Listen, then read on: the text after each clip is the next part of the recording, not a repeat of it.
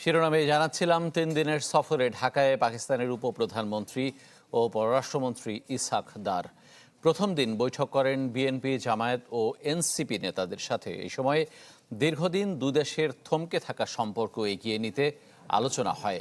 কাল প্রধান উপদেষ্টা ও পররাষ্ট্র উপদেষ্টার সাথে বৈঠক করবেন ইসহাক দার, দেখা করবেন বিএনপি চেয়ারপারসন খালেদা জিয়ার সাথেও। থমকে থাকা সম্পর্কে গতি আনতে শনিবার দুপুরে ঢাকায় আসেন পাকিস্তানের উপপ্রধানমন্ত্রী ও পররাষ্ট্রমন্ত্রী ইসহাক দার। বিমানবন্দরে তাকে স্বাগত জানান পররাষ্ট্র সচিব আসাদ আলম সিয়াম। সেখান থেকে আসেন হোটেলে। এ সময় জানতে চাওয়া হয় এবারে সফরের target. What brings you to this trip and what is your expectation out of this trip? Inshallah, after the trip I'll give my views. কিছুটা বিশ্রাম শেষে ইসহাক দার বিকেলে গুলশানে বৈঠক করেন বিএনপি, এনসিপি ও জামায়াতের প্রতিনিধিদের সাথে। বৈঠক হয় আখতার হোসেনের নেতৃত্বে এনসিপির 4 সদস্যের প্রতিনিধির সাথে। বৈঠক শেষে নাসিরউদ্দিন পাটোয়ারি জানান, ৭১ ইস্যুতে কথা বলতে প্রস্তুত পাকিস্তান। আর আখতার হোসেন বলেন, আগে যে শত্রুভাবাপন্ন সম্পর্ক ছিল সেখান থেকে উন্নতির সুযোগ রয়েছে। ভারতের কারণে সার্কটা ইনঅ্যাক্টিভ হয়ে আছে। সো আমরা পাকিস্তানের সাথে এই বিষয়ে কথা বলেছি। পাকিস্তানও অলসো দ্য নিউক্লিয়ার স্টেট, সেখানে পাকিস্তানেরও অনেক এই সাউথ এশিয়াতে প্রভাব রয়েছে। কিভাবে সার্ককে অ্যাক্টিভ করা যায়, অর্থনৈতিক জায়গায় আমরা কিভাবে প্রসপেরিটি নিয়ে আসতে পারি সে বিষয়ে কথা হয়েছে। আমরা তাদেরকে বলেছি ৭১ ইস্যুটা দ্রুত সলভ করা উচিত। তারা বলেছে তারা এটাতে অগ্রগামী এবং দে আর রেডি টু ডু ইট।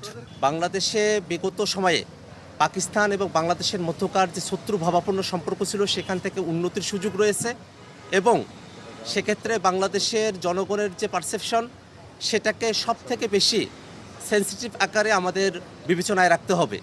আমরা মনে করি যে বাংলাদেশের সাথে পাকিস্তানের সম্পর্ক বৃদ্ধির ক্ষেত্রে, যে কোনো ধরনের সম্পর্ক বৃদ্ধির ক্ষেত্রে অবশ্যই 71 ইস্যু, ৭১-এর ইস্যুকে অবশ্যই ডিল করা উচিত। আমরা সে প্রসঙ্গ তাদের কাছে উত্থাপন করেছি এবং বাংলাদেশের সাথে পাকিস্তানের শিক্ষায়, তারপরে অর্থনীতিতে এবং সংস্কৃতিতে যে সম্পর্ক উন্নয়নের জায়গাগুলো রয়েছে সেই জায়গাগুলোর বিষয়ে আমরা তাদের সঙ্গে কথাবার্তা বলেছি।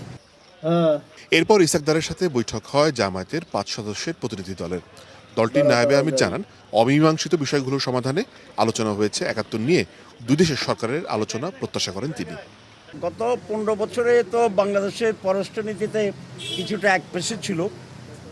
এখন বাংলাদেশ সরকার বা আমরা সকলেই মনে করি যে এই রিজনে সকল নেইবারিং কান্ট্রির সাথেই আমাদের সুসম্পর্ক থাকা দরকার এবং সেটা ব্যাপারে আমরা জোর দিয়েছি, ওনারাও জোর দিয়েছে। আমরা কোনো কথাই নেই, এসব বিষয় হচ্ছে যে দুইটি সরকারের আলোচনার বিষয়।